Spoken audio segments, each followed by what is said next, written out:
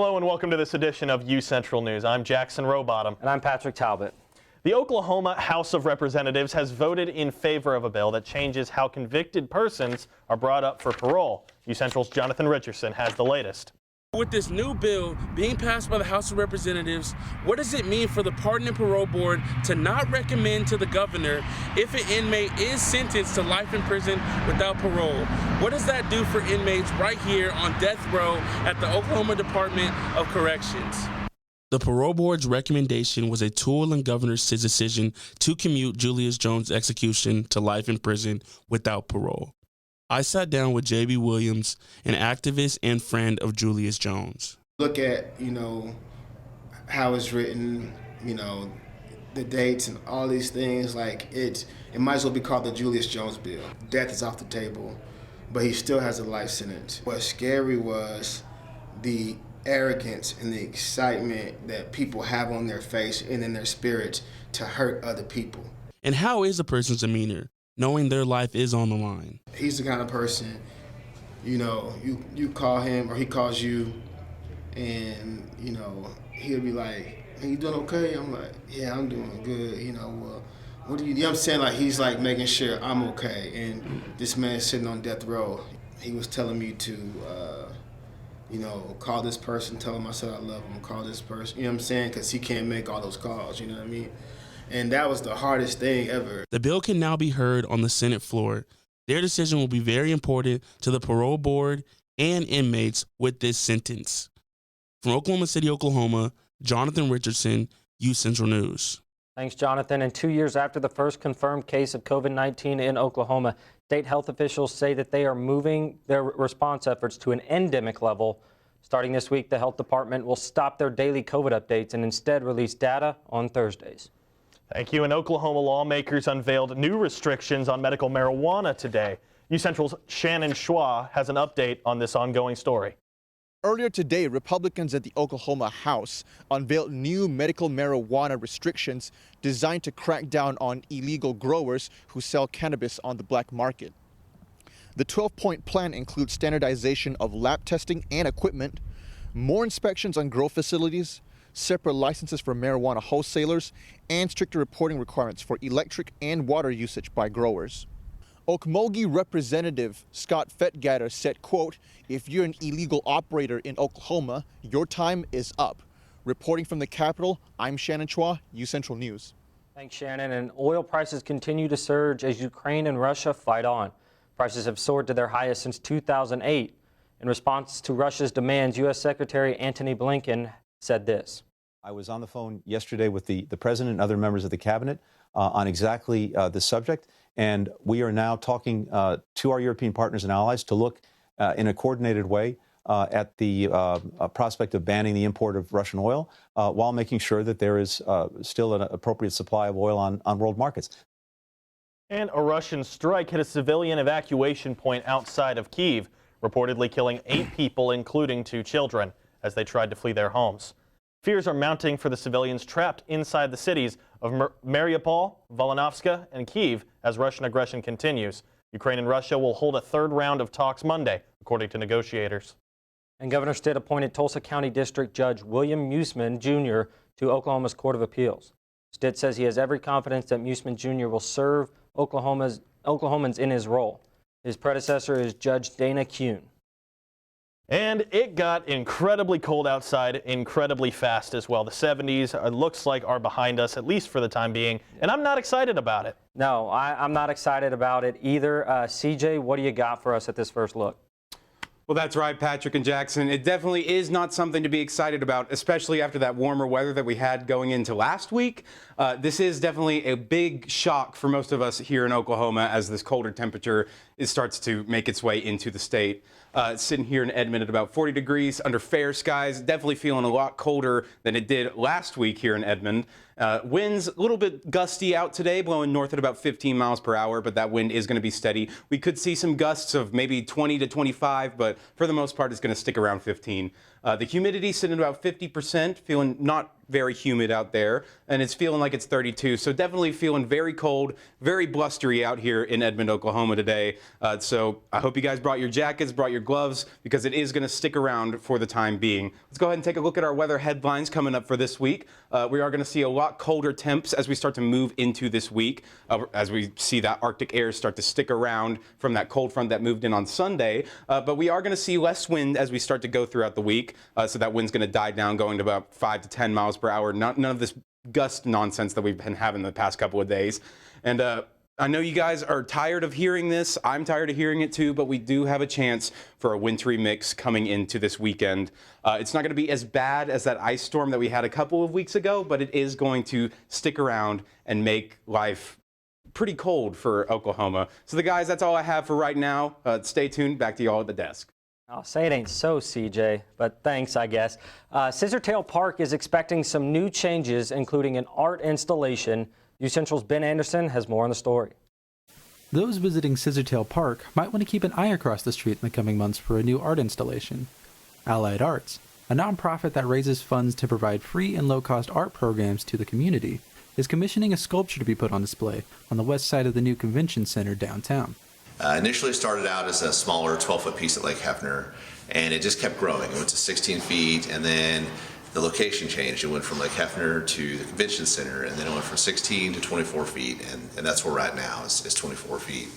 The art piece, titled Together Together, is supposed to represent the Oklahoma community coming together in support of one another in times of hardship. You've got, three figures, and they've got heads inside the heads, which is just these lines here are indicative of, and they're about communication. And then these lines on the body and the voids are about, the roadmaps of life and the things that happen to us that make us uniquely who we are and our experiences.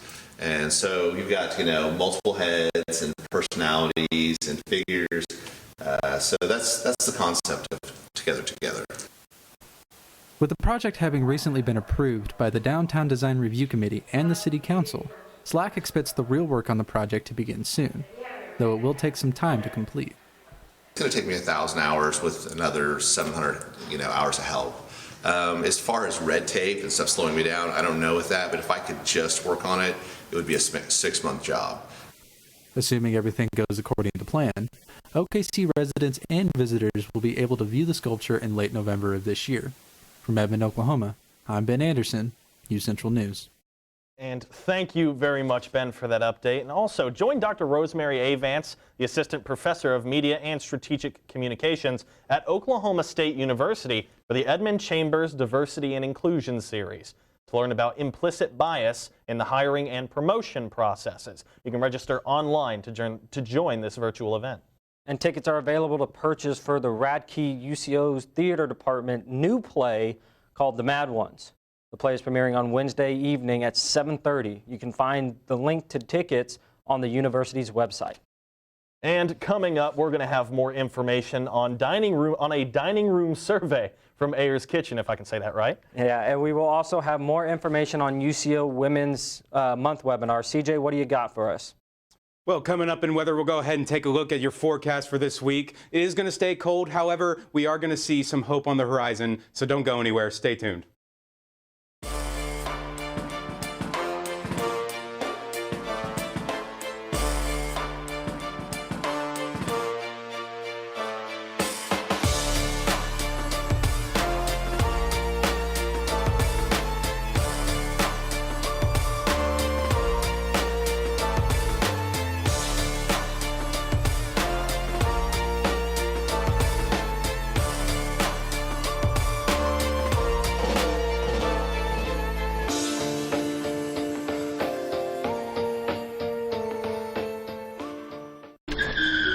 If I could go back and change it all,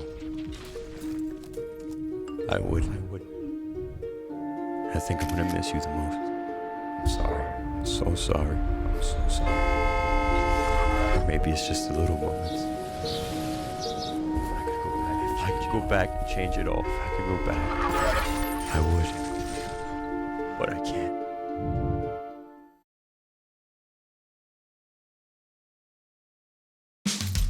You can achieve a lot using your imagination. I mean, I don't like to brag, but... Wait, who's that?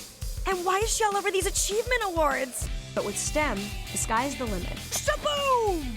Use STEM to envision... Okay, I'm seeing it. Yeah. Invent... Got any ideas? I've got a few, actually. And create a better world. Told you she's super smart. If she can STEM, so can you. Find out more at She Can STEM.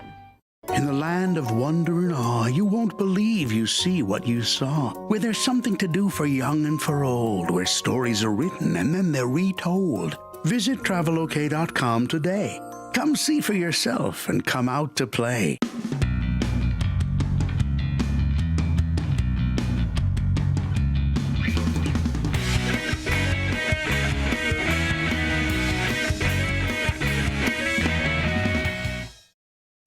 Welcome back to UCentral News. Teachers in Oklahoma continue to struggle as a bill makes its way through the Capitol, threatening school funding. UCO's Kelly Merka has more.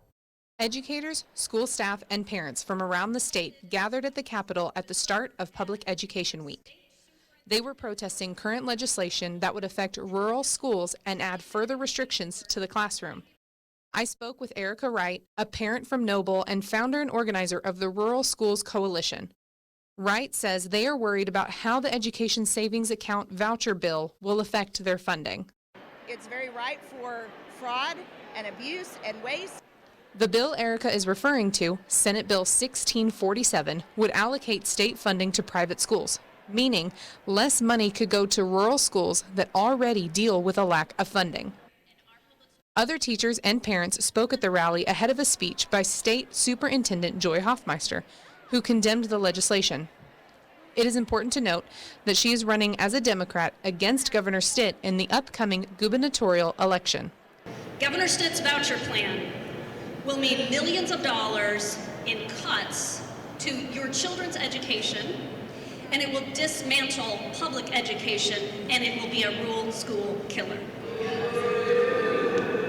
As of February 15th, the bill has made it out of committee and progressed through the Senate. However, House Republican Charles McCall has said voucher bills, specifically the Education Savings Account bill, were not his priority and would not be heard in the House.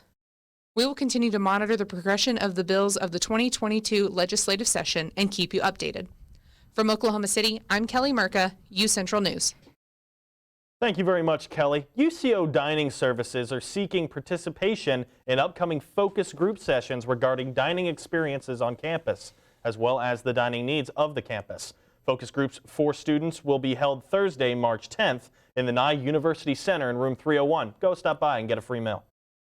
And Toastmasters International will be hosting a free webinar for this year's International Women's Day. You will be able to hear from a variety of women in leadership and discover their visions of a gender-equal world. Register on the Toastmasters International website. Space is limited, and this event will be held tomorrow from 10 a.m. to 11 a.m. That's right. And also, we were talking about a little bit earlier that colder weather starting to run through. The 70s behind us. That winter starting to come back, give us a last leg, last sigh of cold air. Yeah, and that temperature definitely has dropped quite a bit since Saturday. CJ, what can we expect for tonight into the rest of the week? Well, that is definitely for sure, Patrick. We have seen a very steep temperature drop this week, and it's a lot different than the 70s and 80s that we had last week. So it is definitely a very big drop in temperature as that colder air starts to move in. Let's go ahead and take a look at our weather headlines for this week. Colder temps as well, but with those colder temps, we are going to see less wind as well. So those wind chills will go down as well as we start to get less wind moving into the forecast. And I know you guys are tired of hearing this. I'm tired of saying it, but we do have a chance for a wintry mix to make its way through on this weekend.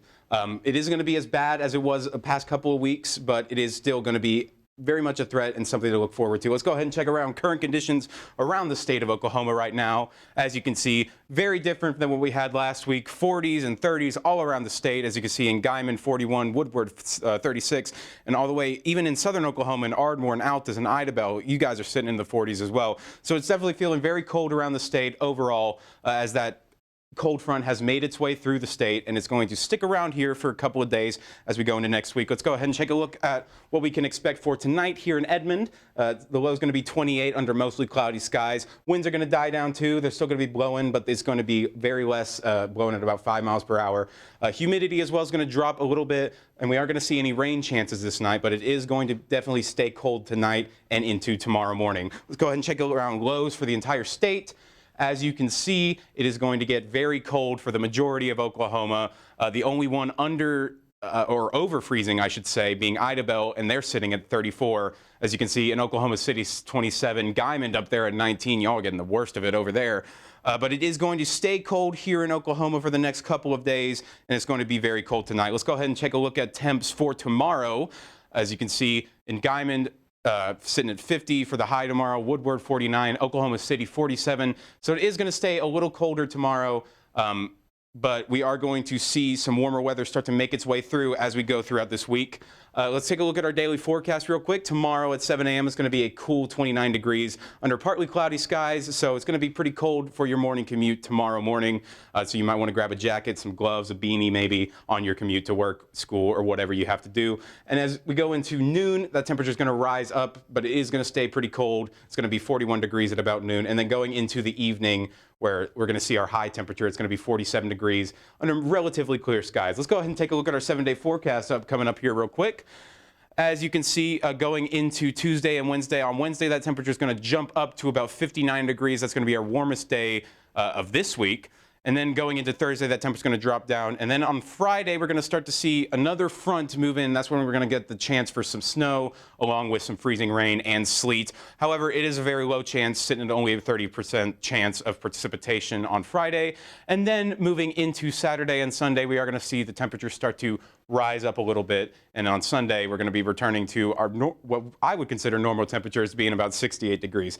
So guys, that's all I have for weather right now. It's going to stay cold this week, so bundle up if you can. Back to y'all at the desk. Thank you very much, CJ. And don't go anywhere. We're going to have more from the Central music scene with UCentral's Tyler right after the break.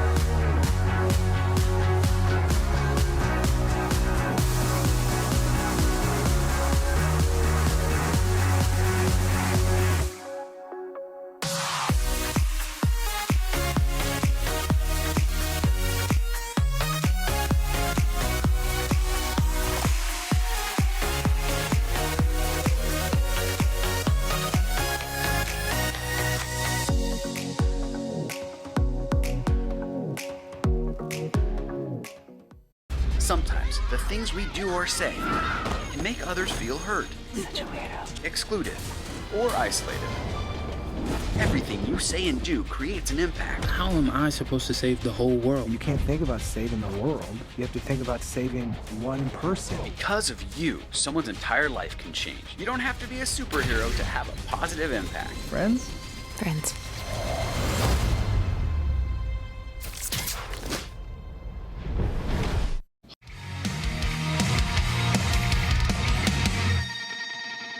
Hello, and welcome to the Central Music Scene. I'm Tyler Lurch, and I've been a musician for over 10 years. I'm also involved with the local music scene here in Oklahoma.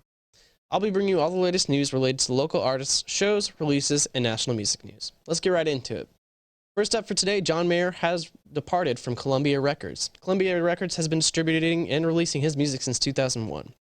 On last Friday, John Mayer released a statement on Instagram saying, "Hard as it is to say goodbye, I'm excited to pursue new avenues of making music, both on my own and with other artists." There hasn't been any announcement about a new label for John Mayer, but the Central Music Scene will keep you updated as the situation develops.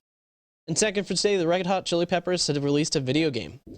The game is based off the 1999 track Californication, as well as its music video. The game is available to download on Mac and PC, but sadly the game doesn't feature any of the band's music due to licensing reasons, but YouTube links are included in the game to the band's music. Along with the video game release, the band announced a world tour to pair with their upcoming album, Unlimited Love.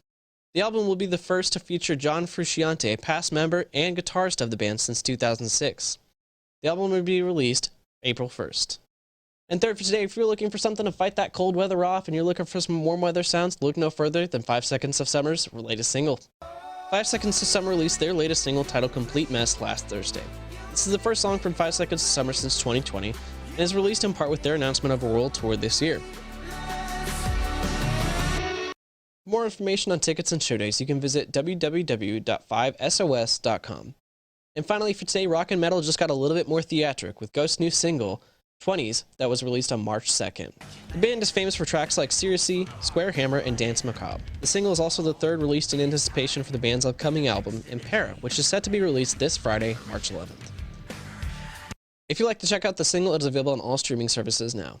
Well, that's all I have for you today. Be sure to check in on Wednesday for this week's lineup of shows around OKC, as well as more music news. Back to you at the desk. Thank you very much, Tyler, for that music update. And after the break, we're going to go over to Peyton Scott for news on UCentral sports and Broncos sports. Don't go anywhere.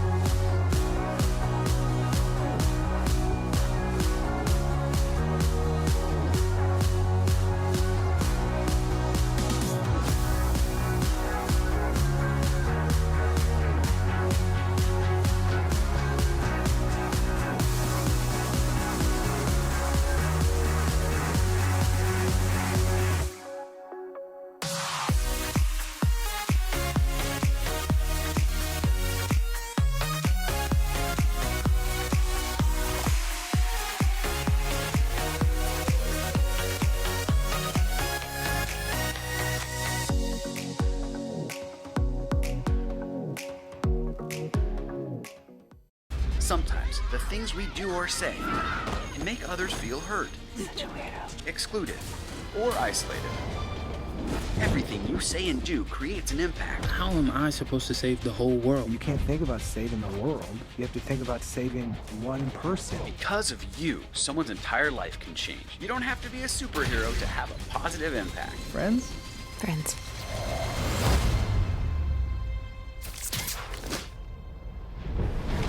Hey, Bobo, do trees tell each other stories?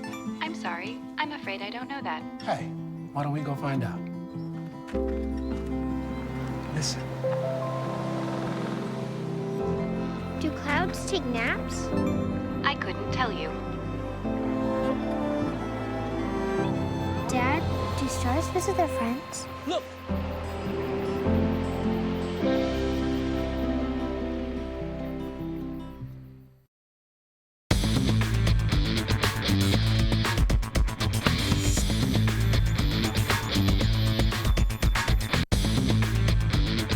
Welcome back, Bronco fans. I'm Peyton Scott, and this is your sports update. UCO's MIAA tournament run ended Saturday in Kansas City with a 79-65 semifinal loss to Washburn. The Ichabods got out to a 10-point lead with 3 minutes left in the first half and never looked back. Con Hayden and Isaiah Wade led the way in points for the Broncos with 22 for Hayden and 15 for Wade. The NCAA announced yesterday in the Division II Men's Basketball Championship selection show that UCO will be one of the 64 teams in the 2022 Division II National Championship tournament. The Broncos are the number 5 seed in the Central region and will go to Sioux Falls, South Dakota for the regional. First round action tips off Saturday. Central is scheduled to play Saturday, March 12th against 4th seeded Upper Iowa at 7:30 p.m. UCO's women's basketball team had its season come to an end Thursday with a 71-63 loss against Fort Hays State in the quarterfinals of the 2022 MIAA Basketball Championships. The Broncos came back with 1 minute and 15 seconds left in the last quarter to tie the game, but the Tigers were too much for UCO. It was announced yesterday that Central Oklahoma senior forward Kelsey Johnson was named to the MIAA All-Tournament team. Johnson averaged 27 points per game and 10.5 rebounds per game over the tournament. The number 13th ranked Broncos had their 14-game winning streak snapped with a 3-0 loss to the host Drury Panthers before rebounding with a run rule of Southwest Baptist University.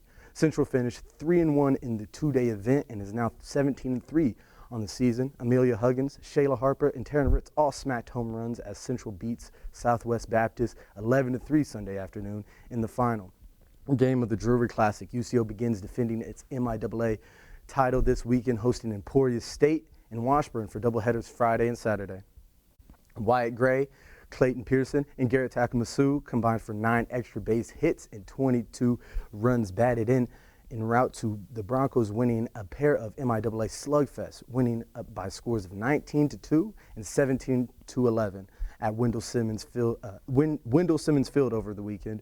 UCO had 32 hits, including 15 for extra bases, and taking a series win over the Hillcats to improve to 9-6 overall and 4-2 in the league. UCO returns to action Tuesday with a non-conference game at Oklahoma Baptist before resuming MIAA play next weekend with a 3-game home series against Missouri Southern. And that's everything I have for sports today. For more news, scores, and updates on everything UCO athletics, visit broncosports.com. Have a great day, Edmond, and we'll take it back to Jackson and Patrick at the desk. Thank you very much, Peyton. Then after the break, we're going to talk about a little special event for UCO's Jazz Lab. Don't go anywhere.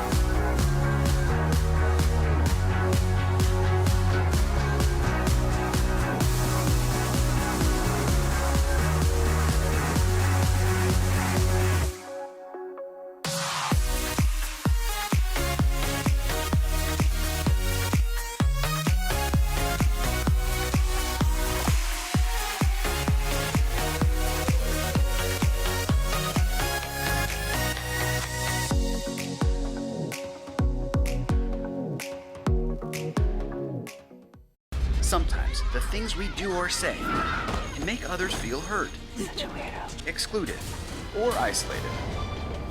Everything you say and do creates an impact. How am I supposed to save the whole world? You can't think about saving the world. You have to think about saving one person. Because of you, someone's entire life can change. You don't have to be a superhero to have a positive impact. Friends? Friends.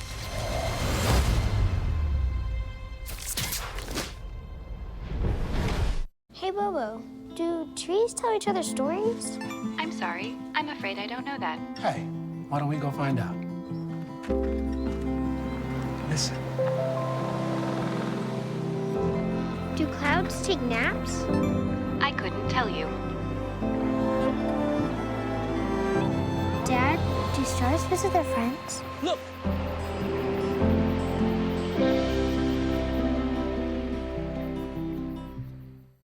Welcome back, and we are in the midst of a cold week ahead of us. Let's go ahead and check in with CJ and see what he's got for us. CJ, what do you got?